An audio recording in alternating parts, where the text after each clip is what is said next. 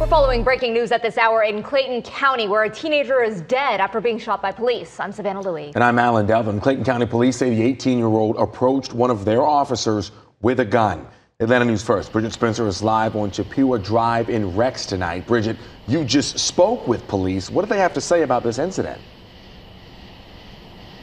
Well, they say 3 other people, in addition to that teenager, were also involved in this situation. I want you to take a look where we are. We're on Chippewa Drive here in Rex, Georgia. Clayton County police are still here. They're actually blocking off the street leading up to the home where it happened.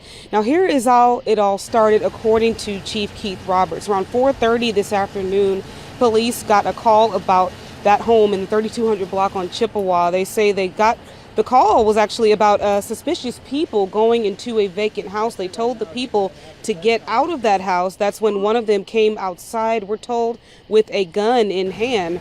The Clayton County Police Chief saying that suspect somehow made contact with one of those officers surrounding the perimeter of that home, and that's when the officer shot the 18-year-old. 3 other suspects were removed from the house and taken into custody. The ages of those suspects were 2 18-year-olds and a 16-year-old. The deceased subject is also 18 years old. And something to note here, police have actually gotten another complaint at that exact house before, back in April of this year.